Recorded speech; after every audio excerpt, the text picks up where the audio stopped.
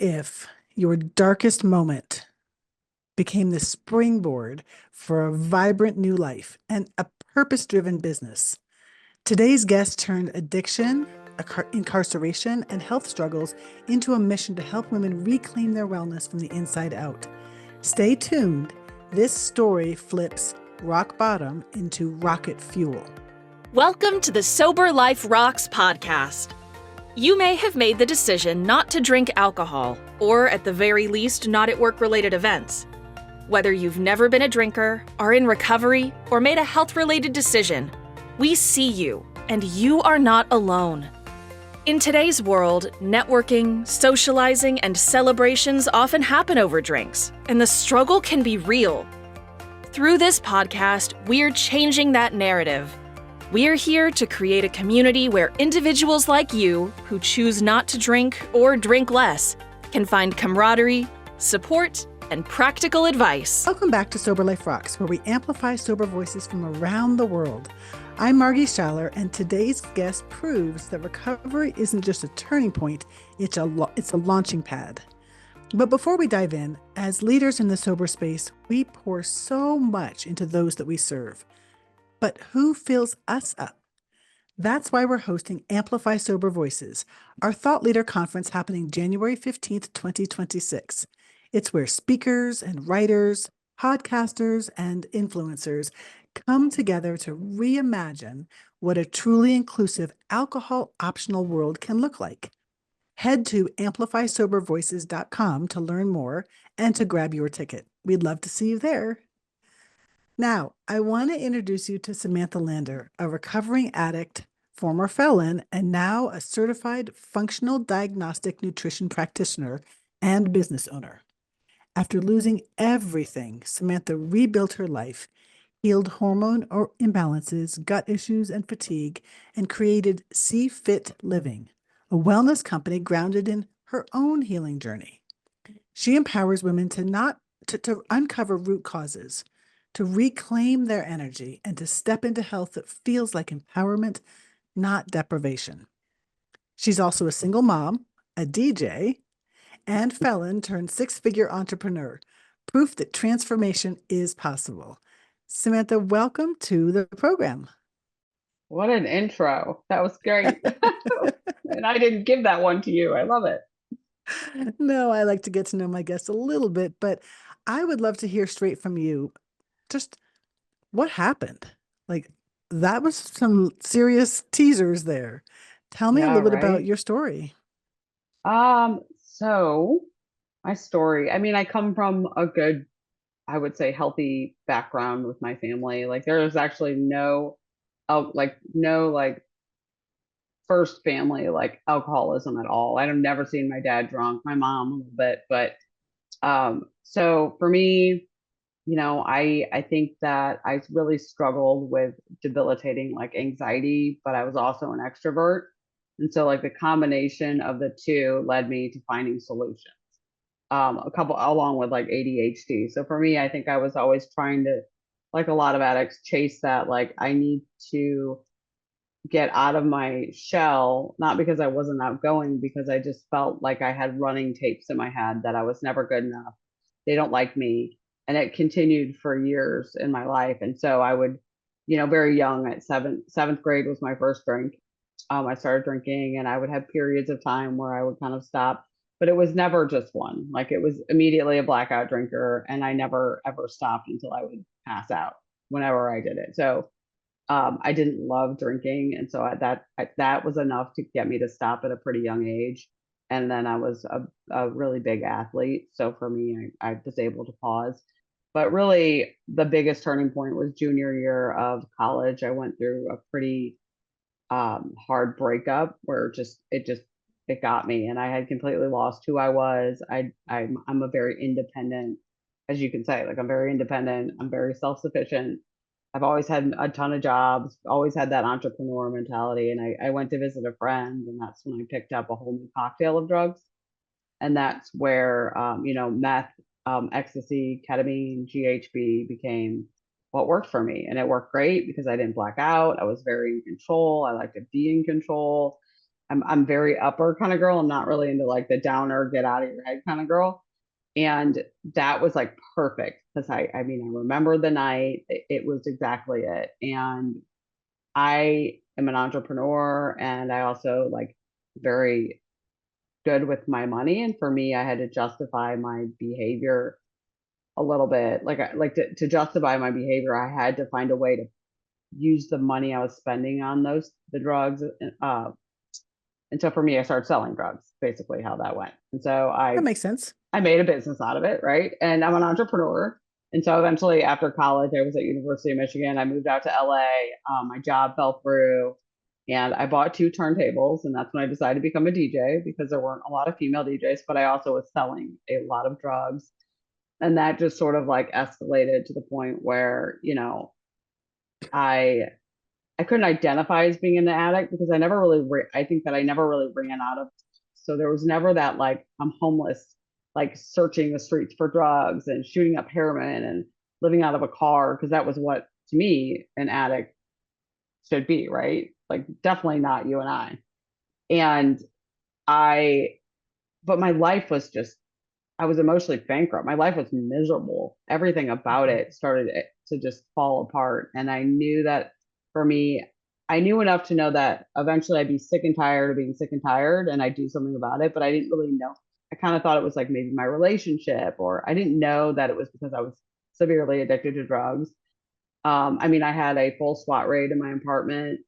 I had a LA case. I picked up a federal case. I was looking at 22 to life for my federal case. So as you can see, like my drug dealing went from small to large. And even then, I didn't identify as an addict. And I visited a friend in rehab, and he just loved being sober, and I wanted what he had a little bit. And I went home and asked my dog if I should go into treatment. Super like higher power, higher power like these animals. Higher power moment. She put her head on my lap and I called my parents and I told them that I needed to go to rehab. Um, Mm. and there was a lot of controlling with that, like 28 days. And I wanted to go to this one in Malibu. Like it's just still not understanding what I really needed. And I needed like a 12-step program. But I did it and I haven't touched, that was in 2006. And I never touched any of that since then. And I had 13 years sober, and I mean I really like I went through prison. I ended up doing 27 months federal time, ended up doing 8 months in LA County. But man, did I make the best of it. I was sober through all of it and I was on that pink cloud. Like you could have put me, people ask how it was, and I tell them like federal prison. LA was a little rough, but with federal prison, it was some of the most freeing moments I've ever had in my entire life because it gave me an opportunity to just work on myself and figure out who I was again and fix my moral compass. And I was sober. I mean, I was so happy to be sober. You could have put me anywhere. And so I rode that wave for a long time. I was the first federal inmate to go tell my story to like high school kids, which was like incredible. And I was like, I'm gonna do all of that when I get out, And I got out and life hit, and I that's when I started my personal training business and did really well. And I went to a meeting a week, and I married a guy who was sober, and he went to a meeting a week, and that worked for 13 years until life got hard. I was dealing with like infertility. So I think that addict mind where we have those like obsessive compulsive racing thoughts. And then I stopped going to meetings, and I mean, I wasn't working any significant program. I was lucky for the 13 years. And, and, it just manifested. And then my husband at the time had 30 something years. He got sober at 16 and he started using. And for me, I don't blame him. If I were 16 and got sober, I probably would have drank or used a lot sooner than he did.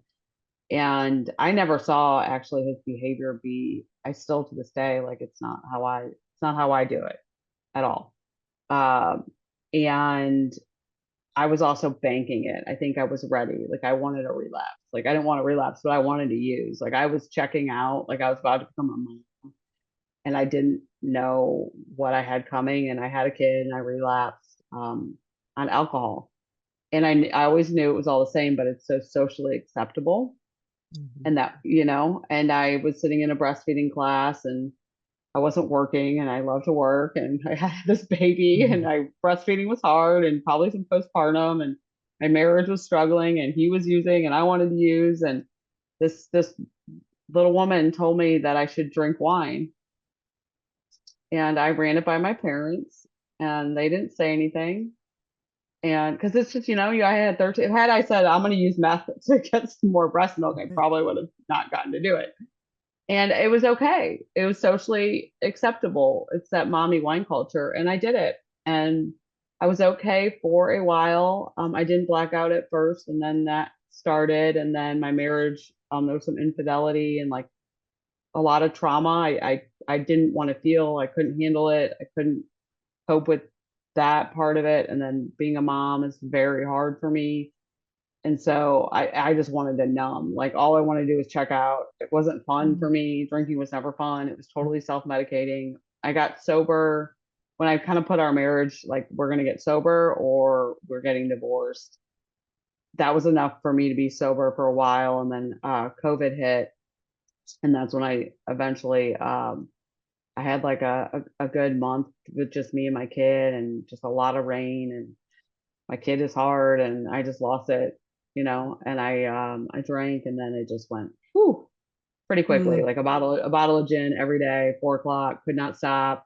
Everything I Mm. couldn't relate to in the AA meetings. I was big on drugs. So like here NA isn't very big and AA is. And I'd be like, how are these people driving with their children? Like, what is this? Like, they can't relate to my life. I had SWAT raids. I sold drugs. Like, this is not for me. And everything that they talked about, I 100% completely did. Like, I mean, drank and drove with my kid, like you name it. Mm. And I mean, I was back in the program trying so hard and I just couldn't get it. Couldn't get it for a very long time. And I couldn't understand why it was so easy the first time.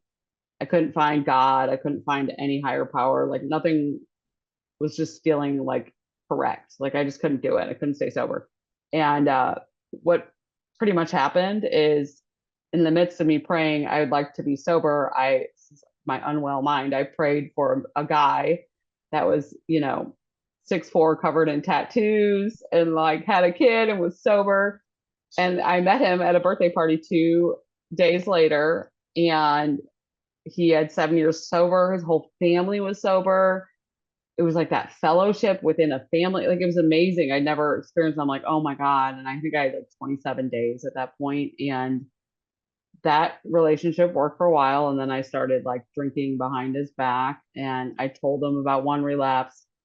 And I kept thinking like I'm gonna tell people and then it would reset me. It's like my mentality. Like I'll just have one big one. I'll like have these little relapses, then one big last one, and then I'll tell everybody, and that'll be it. Like, and it wasn't. And I had many under my own, my lies. And then I did have one, and I told him, and he walked out the door, like literally walked out of my life, and he just like cried and cried and said, "I love you, but I cannot do this." And that's what it took. So I prayed to get sober and then I prayed for the guy. So it was like a combo. So the guy came to help me get sober. That's how I kind of see it. So yeah, and then I haven't thought about drinking since. When was that? Like not that was December, that was 20 December 23rd, 2022. Oh, yay. So yeah, yeah. I just don't even think about it. Um, I do a lot of service work. For me, AA is a big part of my sobriety. I know it's not for everyone.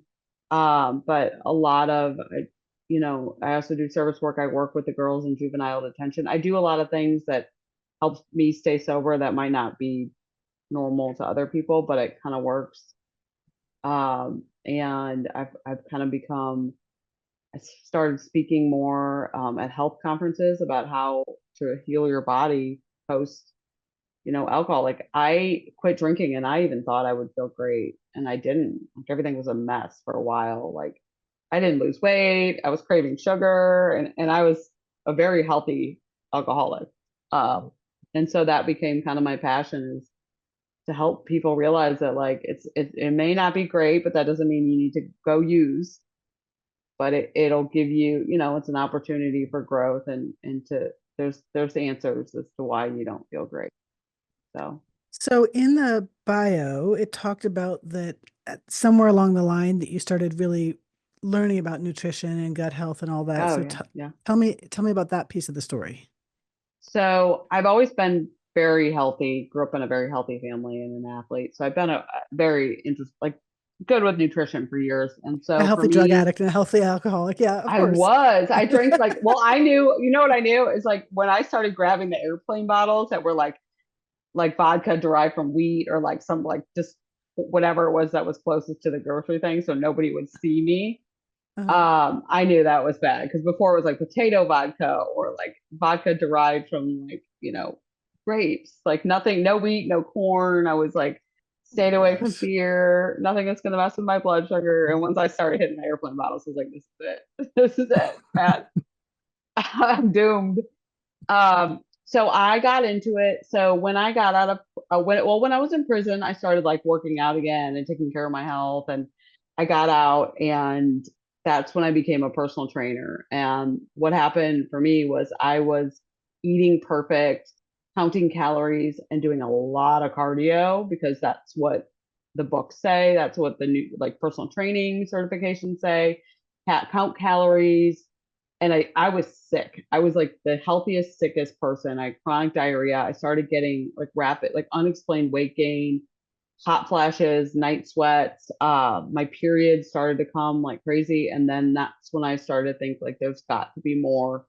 Doctors aren't giving me answers. I've run every lab with every doctor to see what was going on. And that's when I learned about like holistic nutrition and gluten and toxins and things like that. And I learned about the functional lab testing.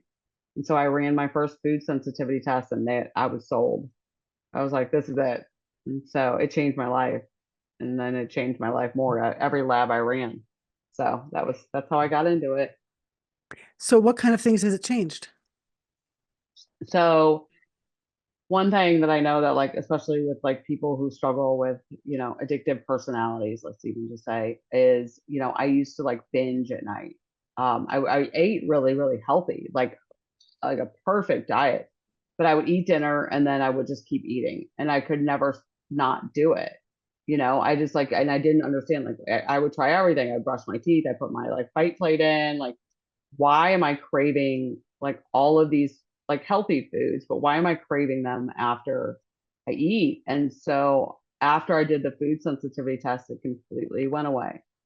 So when you eat a food that you have like, that's like a food intolerance or a food sensitivity, and you have an intolerance to it, it causes like an inflammation in the body. And when you get that inflammation, for anyone, it's going to get that it's that serotonin, that dopamine, that like, that it feels good to eat the bad food, because your body's responding in the way that like it's all the brain, like the happy brain chemicals. And Mhm. so as an addict, or someone who, yeah, for me, I'm an addict, it was like amplified. And so I was eating, I mean, it was spinach, carrots, like all sorts of like healthy stuff, but those were all my reactive foods. And so I'd have a spinach salad with like almonds, and then I would just like continue, it would create that feeling, and then I would continue to binge. So it's kind of like that. That's what happens. That's a cycle with the food sensitivity. So that's why I really like to run that lab on people struggling with like the sugar cravings, and then, Mhm. overeating and any of that. It I remember when I almost, first got sober because I was a wine drinker, and people would tell yeah, me like for a period of time go ahead and like have some hard candies in your purse that you could just suck on a hard candy, or right, just let the alcohol part sort itself out. We'll address the sugar later. But I've never been a huge sugar person, yeah, so that neither, seemed counterintuitive to me. But we know so much more now. I got sober 20 years ago. We know so much more now yeah, than we did then. But I feel like functional nutrition is something that not enough people talk about. yeah, And certainly the yeah, doctors don't point us in that direction. no, Yeah. no. It's So, getting from what, so I started doing this in 2009, and it's come leaps and bounds. Like I get on a lot of calls with people like, I had a naturopath, a functional med practitioner, or whatever.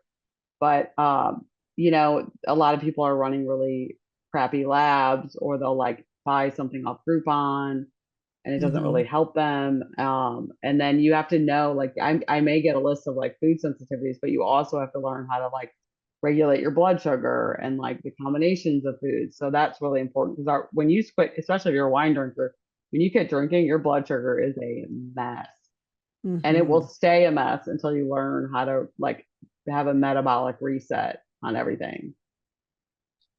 So since that, then you've built your business around this, right? Yeah. Yeah. Yep. So I want to know, like,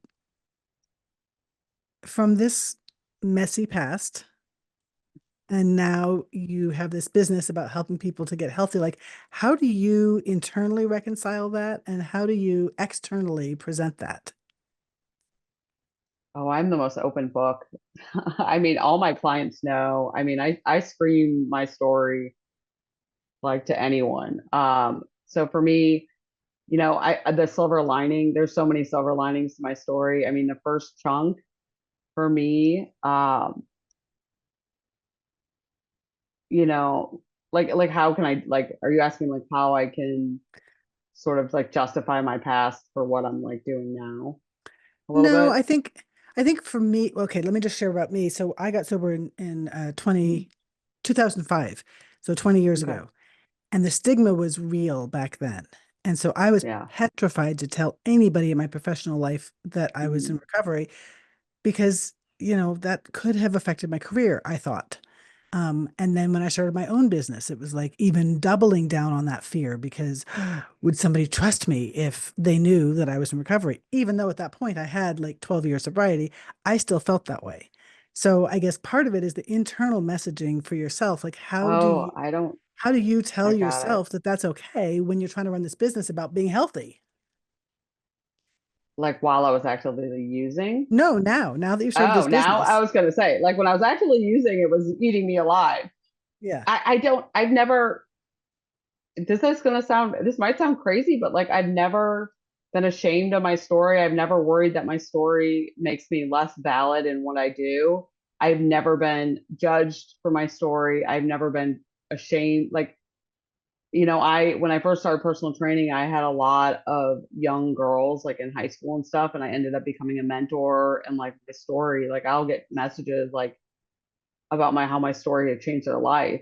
Just I if I felt like it was a time for me to share something about me being in prison or my past, I will tell them. Like the younger girls, I would wait until the moment might be right. But like all my clients who got to know me knew, and they would immediately just be like, I think the hardest part about it for me was I got very labeled as like you're so resilient, you're so strong, you're so this, and you oh my god. And then when I relapsed, it was like you're so strong, you're so resilient, you're good, you got this. And I'm like, I need to go to rehab, you guys. And they're like, no, no, no, you're good. You got your kid, you got this. I'm like, no, like I'm like wasted around my kid. So for me, Hmm. that's the biggest thing I think that I ended up struggling with is like being labeled as all these things that like, no, I'm human, I'm vulnerable, I'm sad, I'm weak. Like I'm just like everyone else. Like I may come across as strong in other areas, but like I didn't really have a choice.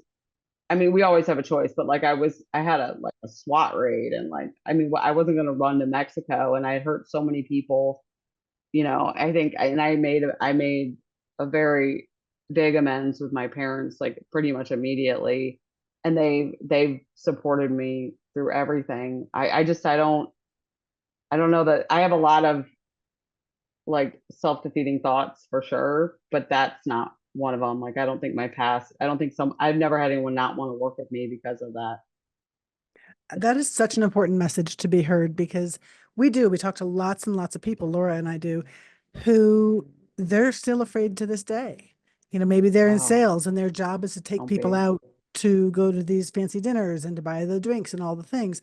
And they are petrified that if they tell anybody that they're going to be judged or they don't want their boss to know or they don't want their coworkers to know. And I get it. I mean, that's my story. But when Yeah. I hear somebody like you, it's just so refreshing and so liberating. And I will say that when I finally did go public a year and a half ago when we started Sober Life Rocks, I felt like my cells rearranged themselves. Like I Oh realigned yeah. into this like fully realized person in all areas of my life. And it was so Yeah. freeing. So I Yeah. applaud you for having that It's a instinct from the get-go. Yeah, But it's a it's part of tricky. you. Yeah, it's a part of you. I'm proud of you for doing that because I mean, as if you were my client, I would be like, well, keeping secrets manifests a lot of like hormone imbalances and gut problems and pain in your body Mhm. and like having to be able to hide behind something that you are. And I think that being an addict is amazing. I think I wear it proud. I don't think it's anything anyone should be ashamed of ever. But let me ask you this, for somebody else who might think that, the things that they did in their addiction and those bad choices, those things that we have those sort of shame hits over, who now think that even though they're sober, that disqualifies them from some other part of life. Like, I could never go back Yeah, to church because, or I could never marry this man because I'm dirty, or I could never have this job because I was once this. Like, what would you say to those yeah. people? I would tell them that it's time for you to recreate your legacy. And if you truly believe that you want to change your life, then you have an opportunity to change your moral compass and physically change the way people view you. If you're worried, that people are going to judge you or your past defines you, like you have an opportunity. Like I could have gone back, I could have gotten out and I could have started selling drugs again, and then I would be extremely ashamed of my past.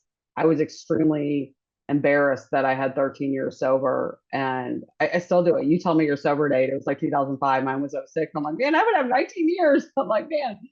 But like for me, it took me a really long time to to say like I relapsed like hard, and the more I said it, the easier it got. And I thought it's kind of, I guess, so that's where I think I was worried like my past, like people would be like, oh, you Mm, relapse, like, and mm, nobody did.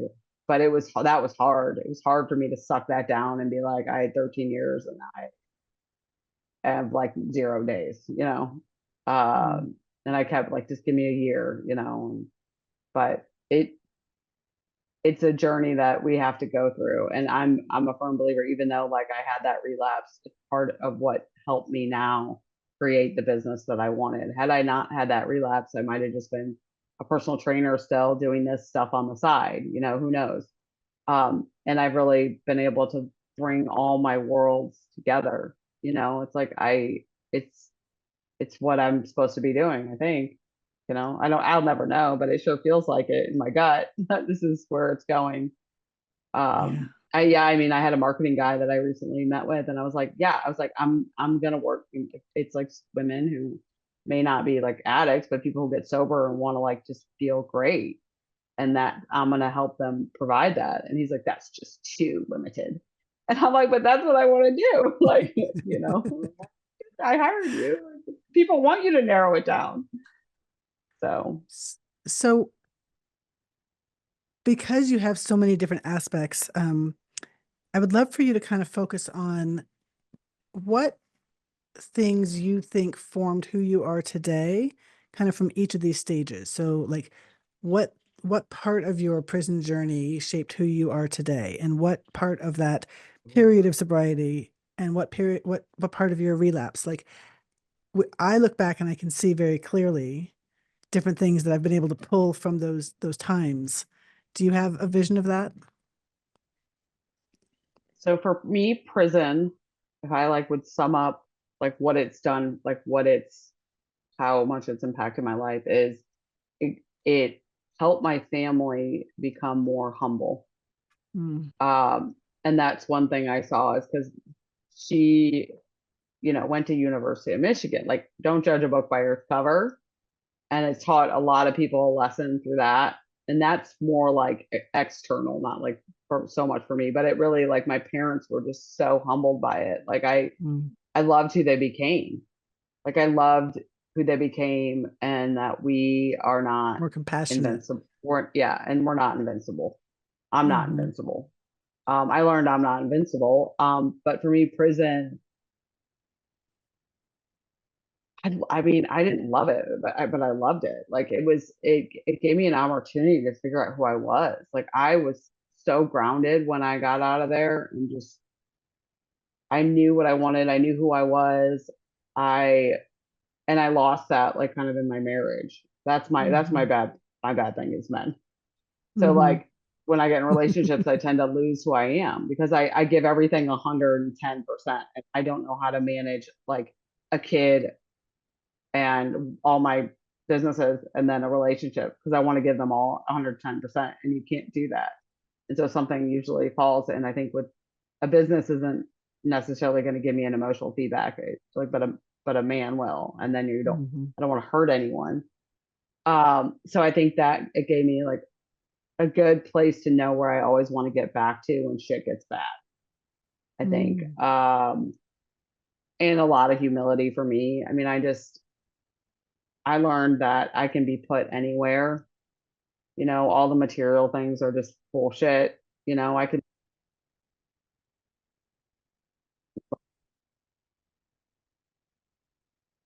Hey, wait, pause. I, I can't. All of a sudden, your ears dropped out. Did your phone ring again?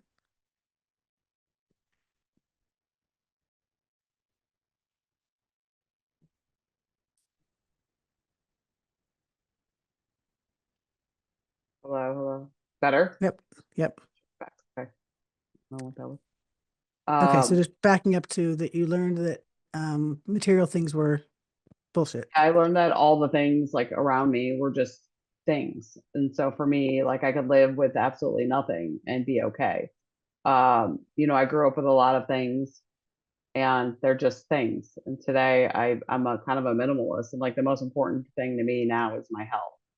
I have a lot of wreckage of my past that I have to deal with as far as like my health. Like even I do what I do, but like I had 31 surgeries last year to try to figure out like to have my mouth, like my teeth fixed.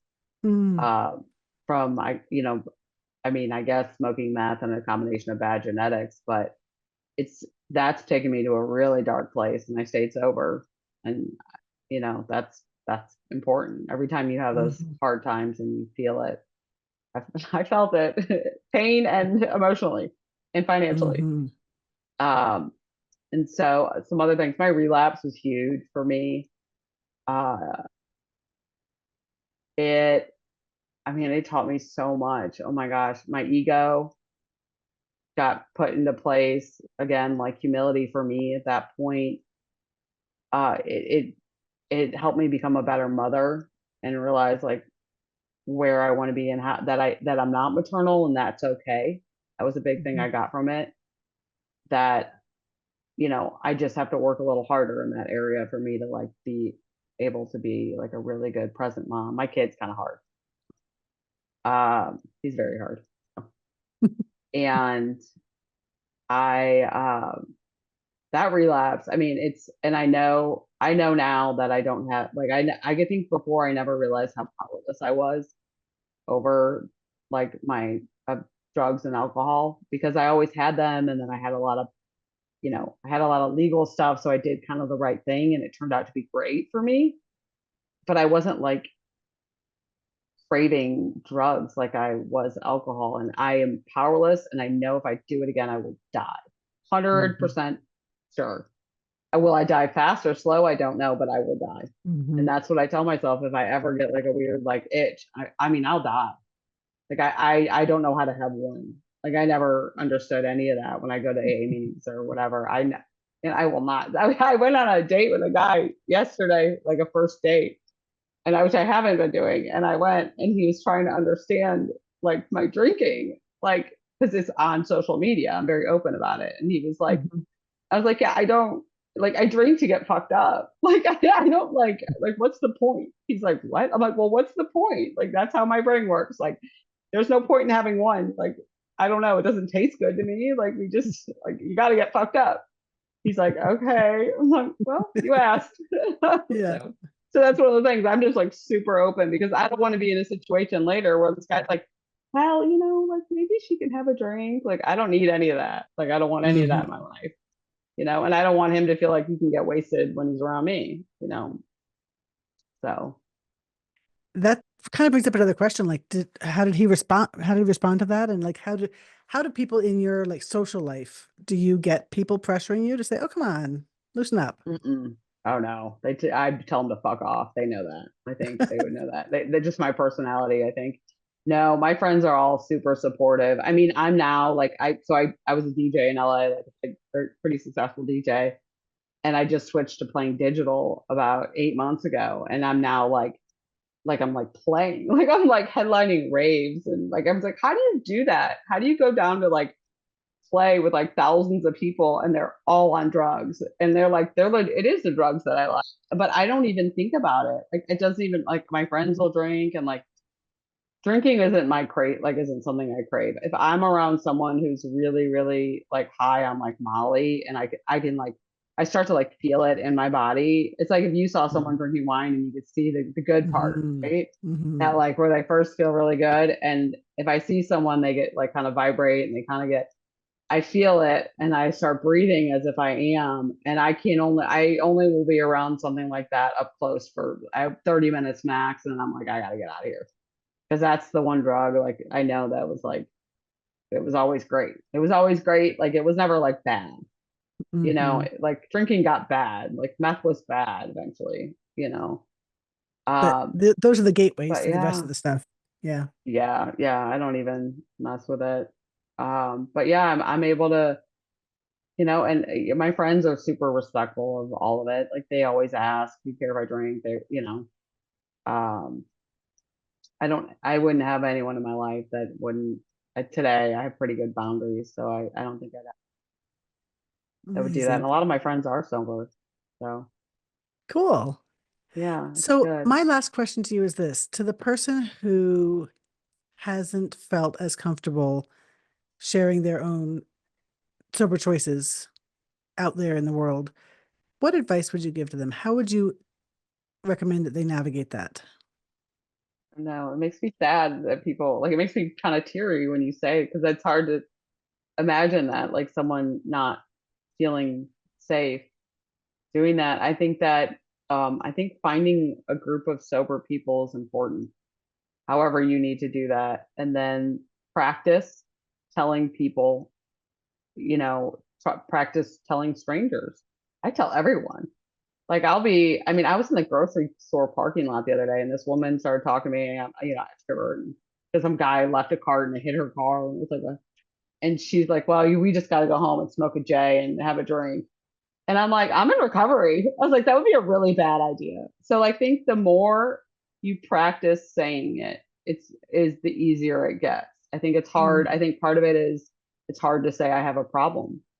And there's a lot of fear, and it's nobody nobody really cares that much. People are pretty selfish, like we like to think that we are unicorns, and we like to think that like everybody cares about like what our deal is, and nobody really gives a shit. Like they don't. And the people who do will be proud of you and support you. Is how I see it. mhm, But I think like just practicing telling strangers, or maybe tell one coworker, or I mean, if your work environment kind of knows, and you don't have to get into the details, they don't need to know you were drinking and driving. You could just say, and now it's so popular to be sober, but you could just say, yeah, I don't know, I'm just going to try out this sober thing. I've been doing it for, I don't know, I've been doing it for 2 years, I just don't drink. It doesn't have to be that you had this like yeah. horrible story, and you don't have to share it. Nobody needs to know. I'm just like very open, but nobody needs to know. You could say, practice it somehow. I don't think lying, like, I know, like, when you're first getting sober, saying I'm on antibiotics or something at a party, I can't drink, is, one way around it. But I think if you really spend a while, and yeah, or whatever it's just practice. The more you say Mm, it, about the easier it gets, like I anything, love that. I love that. right? I think that. So before we wrap up, I want to know, is there anything else that you wanted to share or say, or about what things that you're doing today? I think for me, the most important thing I want to convey is that like if you've quit drinking and you feel awful, that doesn't mean you should go back to drinking or using, and that your body is in like a healing phase. And we put it through a lot. And so to give yourself some slack, that you might feel bad for a while as you reset your blood sugar, your metabolism, and your blood. We know how hangry you can get if you don't eat and you're crabby. I mean, that's normal. Well, you were drinking, and a lot of that sugary alcohol causes a lot of that blood sugar stuff. So, hormones are not easy to repair on your own. So, like for me, I run labs. I do functional lab testing that tests women's hormones. We test people's cortisol, all the things that have been completely disrupted for however long you've been doing what you do. And so, sometimes just doing a few supplements can help you feel a lot better. There's a lot of things we've caused a lot of damage, but it's all repairable is the biggest thing. Like I healed myself with severe gut and hormone problems after I was doing all the drugs, and then I'm doing all right after drinking a bottle of gin a day, Mm. and I'm about $1.10. So and my gut health is good and my hormones, and I'm going through perimenopause. It's a little rocky, but Mm-hmm. you can heal. You can feel great. Just the first step is removing one of the things. So And do you work with yeah. people virtually? Yeah, I do. I'm all So over where the can they world. find you? I am at seefitliving.com. So SEEFIT and then living.com. And there they can book a free call with me. I love to hear people's health stories.